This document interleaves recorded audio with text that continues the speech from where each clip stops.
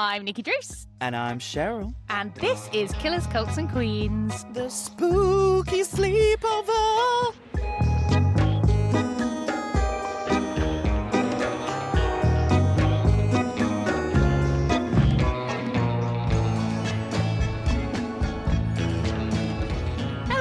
Welcome to Killers, Cults and Queens. It's time for the Spooky Sleepover.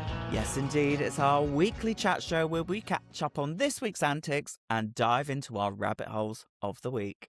But first, how's life up north treating you, Arshes? Oh, Nikki, I am so cold. It's fucking Baltic up here, Nikki. But when I tell you, Nikki, today's winds, I felt like that woman in the news where it's like, don't take unnecessary journeys. Don't make unnecessary journeys. Don't take trips on treacherous roads. It was Baltic, and I genuinely felt like Auntie M in The Wizard of Oz being like, Dorothy! Andy M! Another level. I have a feeling we're not in Kansas anymore. But Elton John, I'm still standing, but I'm having a lovely time doing these rehearsals. But when I tell you, Nikki, I am itching to get out of the studio and onto a stage, because when this comes out, it'll be our opening night. Exciting times. Break a leg, break a leg. Thank you so much. I'm having such a great time. We've got such a tremendous group, a talented group. Anybody that's coming to see us across the lengths and depths of this country, I'm so excited for you to come see us. Just a side note, anybody coming to any of the meet and greets, please do not bring us any snacks, because we have got too carried away already before the tour has even started. I cannot help myself going into Co-op, into Morrison's, into any shop and picking up some sweet treats, and I'm feeling it already. And we've still got 46 shows to go, so I cannot be Augustus Gloop. So come with your love, come with your hugs, just no sweet treats, please, I beg of thee. But enough about me. Nikki Druce, how are you, my lovely? Doing very well, thank you very much. I did go and see 28 Years Later, The Bone Temple last week, and what a film. What a film. I was not expecting the direction that it went in, but I'll let you know now, it was very KCQ adjacent because it has a cult in it. They made it for you. They made this really entire did. movie for you. They went, oh, she spoke about this on her podcast. She spoke about it on the Carb London too. She's mentioned this a lot. So I feel like we've got to do this. You know, a little sprinkle for Nikki Druce. Ending. Yeah. I think Alex Garland is probably a big fan of the podcast. That's what it is. That's what I'm going to say.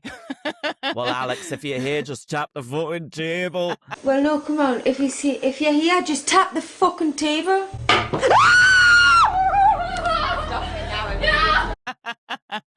So, yes, it is a completely bonkers film. I won't give you any spoilers. No. But I was watching it. We were getting towards the end of the film. And you know how I feel about people talking in the cinema. Oh, hell.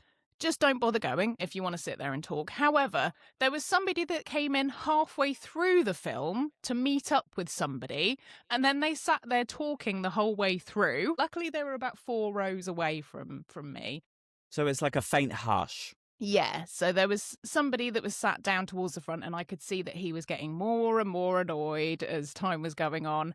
Mm-hmm. And then the grand reveal of the film at the end, again, no spoilers, but I missed it because these two people decided to have a fight. A fight? Yes. So the people that were sat there talking, the person that was sat like a row in front of them turned around and said, "Can you shut up?" basically. And then they got arsey about it, which if you're talking in the cinema and somebody asks you to shut up, that is the rule. So therefore, shut up off. or leave. And so they got up and left. So I was like, you should have just gone earlier, shouldn't you? You should have just gone earlier. And then as they were leaving, the guy that was annoyed threw the rest of his popcorn at them. And so I managed to miss the grand reveal of the film, which was quite annoying. But also, as we were leaving, I noticed that does nobody care about taking their rubbish out of the cinema anymore? Do you just leave it there? Is that what you're meant to do now? It's a fine line, isn't it? Because sometimes the cinema actually prefers you because they don't have the bin facilities in the corridors. Yes. So at Everyman, they ask you to leave your plates and stuff on your little tables because obviously it's clunky trying to leave with platters and plates and bowls. Oh my! But when I went to the Cineworld to go see Wicked Part 2 for Good, they were waiting at the doors with bin bags. So I will always, I'll do my bit. If it's like a bag of minstrels, or Milky Stars, I'll like scrunch it up, hold it in my hand, and then I'll look for a bin or whatever on my way out. But, sometimes you've got to leave it. You've got to just do it. If you've tipped shit all over the floor, then you're a bastard. Yeah. I've just noticed that it seems to be the norm now that people just leave all of their rubbish behind. And it's just not something I would do. But I don't know, each to their own, I guess. I always take mine out. But you're right about the bins. Sometimes the bins are not the best. Trying to fit my nacho tray into the bin, which has a swing top lid. Not easy to do. That's an Olympic challenge in itself. But I'm sharing an apartment with Isis Couture whilst we're here. And I got told off the other day because she was like, stop doing everything. She was like, I'm a grown adult, Cheryl. I can do my own washing up. I can do my own laundry. I could do all this. And I'm like, it's just the maternal instincts in me. Like, if there's plates to be washing up, I'm just going to do it. And then I'm not going to just do mine. I'm going to do it all. But it was like 3 times in a row of me doing all the washing up. And I was like, it's just part and parcel. If you're already doing it and it's just there, then it's fine, isn't it? Not that I do any washing up, not with these nails, but not these. No, trying to put those in marigolds, I do think. No, it doesn't happen. And do I want green infected nails? No, I definitely don't. So I have a lovely husband who does all of my washing up for me. I'm very, very spoiled. So something else that I have been thinking about this week as well. I know we've spoken about our zombie apocalypse plans before. Oh, yes. But if you were to have a day on Earth where it was just you on your own, what would you do? Oh, you've got me really thinking there, Nikki Drews. Do I want to go explore somewhere, or do I want to do something crazy like bungee jump off the London Eye naked? But then you wouldn't have anybody to help you. So how are you getting back up from that? I'm not. I'm dead. Well, you just wait until tomorrow because then it resets. So it's fine. Oh, but then I'm naked. Yeah. But, early enough in the morning. Don't matter, does it? But then somebody's got to see me naked. Do you know what? I think I would do something like explore MI5.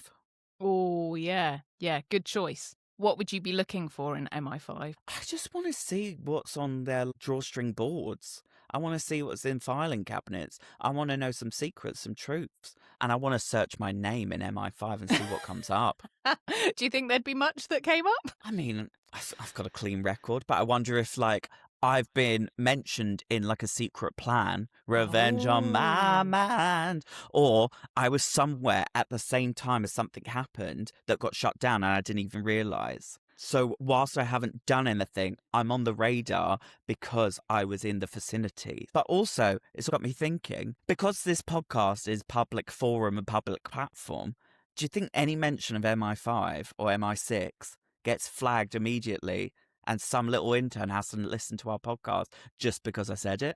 Hello, if you're listening. Welcome along, joining the Spaghettis. The alien baby. Yeah, maybe it does. Probably not just a casual mention in the way that we're doing it.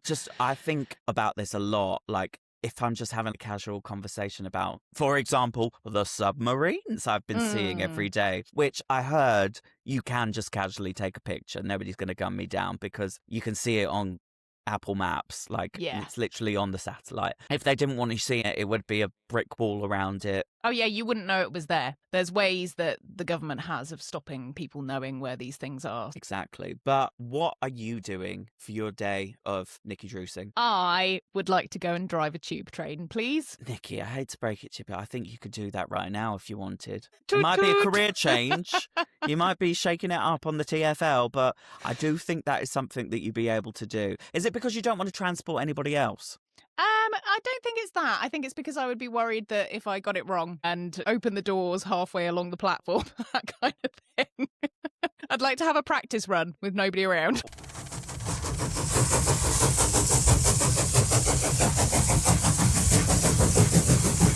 Toot, might be a career. We'll set you up like a Scare-Electric's track for the London Underground, and you could be like, mind the gap. I would like to be the voice of TFL. That would be lovely. What, like the actual voiceovers? Yeah, that would be really nice. Woolston Green. Oh my God. Okay, petition for Nikki to be the 2027 voice of TFL. Yes, please. That would be very nice. Thank you very much. I would really like that. But I don't think you can do that whilst you're driving the train. You've got to pick one or the other, Nikki. I think we can make your reality come true. It might take some training to be a TFL driver, but the voiceover, we're going to put it out into the ether. And maybe when they do like a new tube line in 15 years, we will petition for you to be the voice. That would be lovely. Thank you very much. Welcome to Willesden Green. Willesden Green is the one that it's always Willesden Green. It's whenever I'm on the tube. It's always the one where the announcer sounds the most happy to be going to Willesden Green. Well, when I was at university, I was on the route of the 189 bus. If you're familiar, you are welcome. And every time we would stop in Cricklewood, where my university halls was, big up the Ivy Halls, it would go, Cricklewood Lane, the Crown. So every time I would get off, I would be like, Cricklewood Lane, the Crown. Ding! Yeah, you can't go wrong, can you? But they do definitely end up as earworms.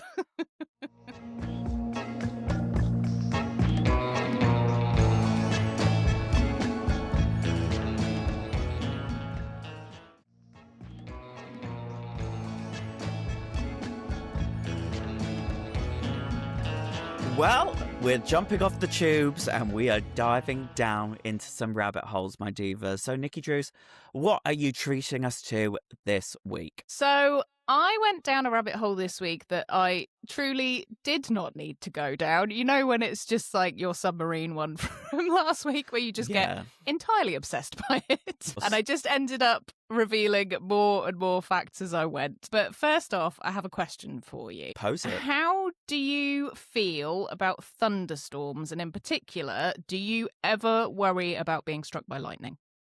I mean, it's always a concern being struck by lightning. Like, they say it's like 1 in a billion chance to be struck by lightning, but who knows? You could be that one. You could be that girl. And I obviously have that worry and concern, but when it comes to an actual thunderstorm, if I'm in the house, I don't give a fuck. I'm not there crying in the corner. What about you? I don't think you're scared, are you? No, you know me, big brave girl. Big brave girl. Yes. Put your big girl pants on. Yes, I do love a thunderstorm. Lightning does slightly concern me. It depends on the setting. Like you said, if I'm indoors, it's fine. If I'm camping at a festival and there's a thunderstorm, I'm worried about the tent catching on fire. But other than that, I'm okay about it. Being engulfed in flames in plastic. Exactly. That's something that you don't want to happen. So we all grew up thinking that being struck by lightning is a freak thing, didn't we? But it's like winning the world's worst lottery. So you think, it'll never happen to me. And then you find out that thousands of people every year survive lightning strikes, which is arguably worse information because now you're wondering just how often this happens. And more importantly, if it could happen to you. Now I'm going to cry. But let me tell you, surviving being struck by lightning doesn't mean you just shake it off and pop the kettle on, like Taylor Swift would do. It's got serious consequences. Some people lose their memories. Some people's entire personalities change. Some people develop chronic pain, insomnia, or suddenly can't tolerate noise, which I reckon is probably due to the fact that they were struck by lightning and that's quite loud. And then there are the weird effects. So people who experience hallucinations of flashing lights like an electricity surge through their nervous system, people who say they feel electricity in their body during storms, like a hot, prickly, tingly feeling like they're still connected to the lightning when it's happening. And some lightning survivors swear they experienced a complete factory reset, like their senses are sharper, they feel mentally clearer, and it's like they've literally been shocked into a newer version of themselves. Pause. I would like a factory reset, please. Whoa. Wouldn't we all? Wouldn't that be fantastic? Just look to the sky. Factory reset, please. Boom. Lightning bolt and electric shock. I'll be the one to make you drop. Feel the static dance till the dawn. You need the power of turn you on. Quoting your own songs, I like it. Hey, gotta get that plug. Now, you know how there's a literal saying that lightning doesn't strike twice? Well, that's a load of bollocks, because there are documented cases of people being struck multiple times by lightning, not just one, and there is no way of escaping it. It doesn't have to be raining or even thundering for that matter. Lightning is constantly hitting the earth. So guess how many times a day that the earth gets struck by lightning? Is it a big number or average number? It's a very big number. I'm going to say 4,327 times. Much, much, much higher than that. Sorry, there are that many thunderstorms across the world in one day. Doesn't even have to be thundering. Just lightning is just happening all the time. So to put you out of your misery, it's 8 million times per day. Where the fuck in the world is this happening? It's America. Particularly South America is struck by lightning a lot. In fact, in Venezuela, there is an area on the Catatumbo River which has an everlasting storm where there is lightning all the time, like constantly. And I really encourage you to look it up on YouTube because it is absolutely stunning. It looks stunning, but fucking dangerous. Yes. Now, here's the most unique thing about all of this. So if you get struck by lightning, and there is actually a 90% survival rate, so that's pretty good because you think it's pretty deadly, wouldn't you? Yeah, positive. But the scars left behind are very interesting. So as the electricity travels through your body, it's trying to escape. So it leaves burns wherever it goes before it finds an exit, which is AKA whatever point is touching the ground, which can also make your shoes fly off. Nah, I'm not having my Ugg boots fly across the field. Factory reset, Ugg boots flying everywhere. Let's hope they're not wearing Doc Martens. That'll take somebody's eye out. Oof, yeah, not a good idea. So these burns leave lightning-shaped scars behind. So if you want the coolest looking body modifications, and they really are incredibly beautiful, again, do look them up. Just go and stand outside when it's thundering and leave your brolly up. Just kidding. Please don't do that. Please don't. I'm Cheryl and I do not endorse this message. So the next time there's a storm outside and you've got to make a quick trip to the shops, just remember that even if you do get struck by lightning, at least you'll have a 90% chance of survival, a cool set of scars, and perhaps you'll get a bodily upgrade. So if you'll excuse me, I'm off to go stand in a field with a metal coat hanger waving in the air. I'm booking my flight to Venezuela as we speak. Off we go. Look, that's really put my mind at ease because obviously I said I'm not scared of thunderstorms and lightning. Obviously we have our apprehensions, but 90% feeling funky and fabulous in my new body after lightning, a cool little body modification in the form of a scar that could look like a funky tattoo.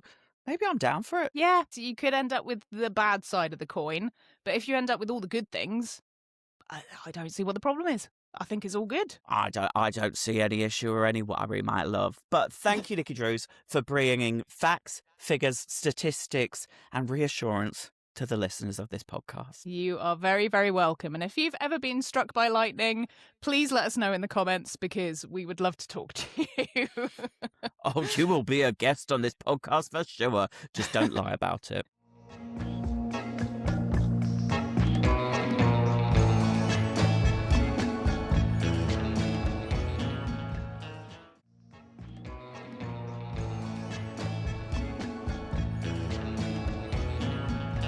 But that is my illuminating rabbit hole of the week this week. But what have you got for me, Arshez? Is it trauma or treat? It's definitely treat and definitely on the lighter side because I have been stuck in this bubble, in this world of Pantoland. And we all have been stuck down nostalgia lane this week. And I have been lost down the rabbit hole of old kids' TV shows. Now, I'm telling you, this isn't a case of me having a midlife crisis trying to relive my glory days of school, but it actually all started within the rehearsal room. So, Nikki, I want to know, were you of the era or are familiar with the works of Tots TV? I'm a touch of Sweezy Tot. Dearly dumb and tiny, with the Tots of Tots TV. 1, 2, 3, whee! Okay, well, that's good to Oui, know. c'est bon. Sac Magique. Sac Magique.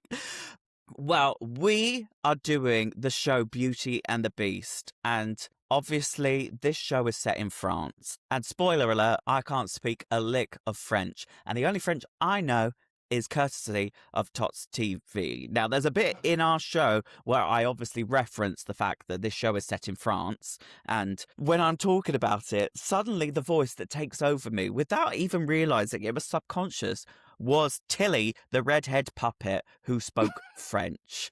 Tu as compris? Bon, d'accord. Bonsoir. Actually, I won't do any more washing up.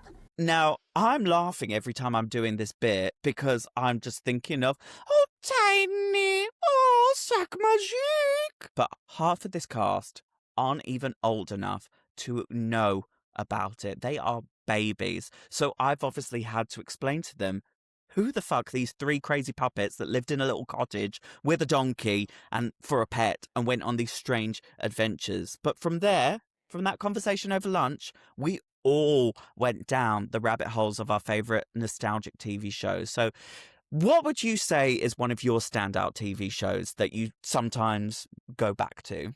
Well, I would say Trapdoor for me when I was little. Do you remember Trapdoor? Unfortunately not.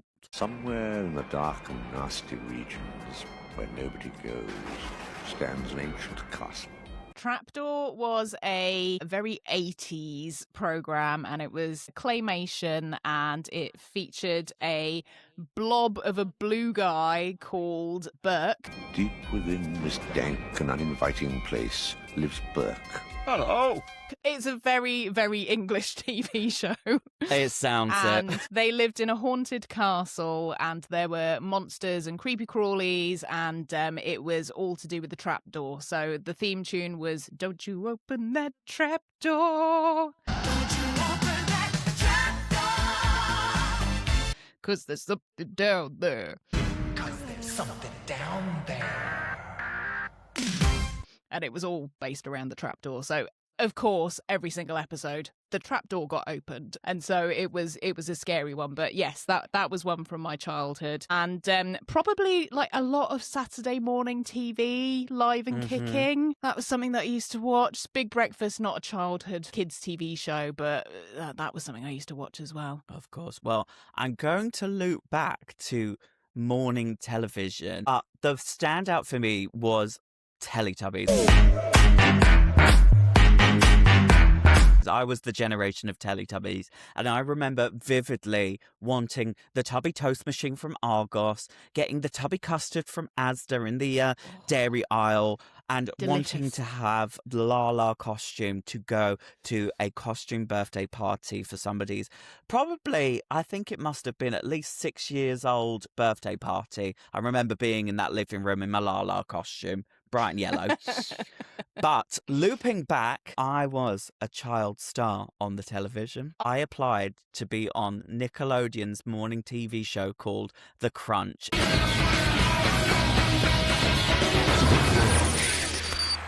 In the year 2005. So I was a chronically online child once we had the internet, so I loved playing on the online games like Club Penguin and all that nonsense. But I just went onto the Nickelodeon website because they would always plug it at the end of the show. And if you want to be part of the kids' crew, go to nickelodeon.com/The Crunch. So I went on there, filled out the form, and ring, ring, ring, ring, ring. The producers phoned our home phone because, again, we were of the generation of the home phone hotline. And they were like, "We love the sound of you. We thought your answers to our questions were so entertaining." And my mum was obviously reluctant to let us do this, but one, they paid us. And Nice. two, we got to go and have the day of school and have a whole morning of filming. I think we filmed from about 10 a.m. till about 2 p.m. So it was like morning into afternoon. And I was just in my element. You can only imagine what I was like. It was me prepping for Drag Race more than anything. But we did all the kids' crew chaotic things, like we were in the kids choir, we had to sing like the new releases of the week. We also had to play a game to win prizes and toys where we put our parents on these wheeled platforms and push them like a game of shuffleboard to see who could get into the middle to win the most points. Spoiler alert, I didn't win because I'm bad at sports. And then at the end of every episode, the kids' crew would have a food fight with, you can only imagine, the production teams getting that food fight ready. They were pouring like cold tins of spaghetti hoops, jelly, everything in between. And like the most messy person won the end of the episode. But the co-hosts are meant to start it, run away, let us have chaos. But for some reason, and I think they were having a spat that day because the male co-host threw something at the other one and she kicked off. And I don't know who you are. I can't remember who your name is, but she had a tantrum. I remember vividly her calling cut, doing the last shot, and then they send it to adverts, and then she stormed through those cameras, beckoned the floor producers off with her, and I could hear her screaming as she was walking off the set. And she had the longest shower. When I tell you, we stood there covered in spaghetti hoops, all this nonsense, all this food, and they're meant to like let us have these showers. There was 2 showers, one by one we have a shower. She took all the fucking hot water, and I had to have a cold shower, be hosed down, all this food off me. And to this day, I'm still like, I will never forgive you for Still letting me fuming. have. Yeah, and I mean it, mega fuming. But yes, that was my rabbit hole and trip down memory lane. What I've been lost in this week. That's amazing. Do we know if it's been captured for posterity anywhere? Have you got it on video? Well, there was a video format somewhere. Whether it's survived household moves, who knows? But I have been trawling the internet this week trying to find even just a glimmer, because there are a few episodes on the YouTube, but not me. So maybe it'll be lost media, but it'll be forever in my brain. Well, if we ever find it, you know for sure it's going on the Patreon.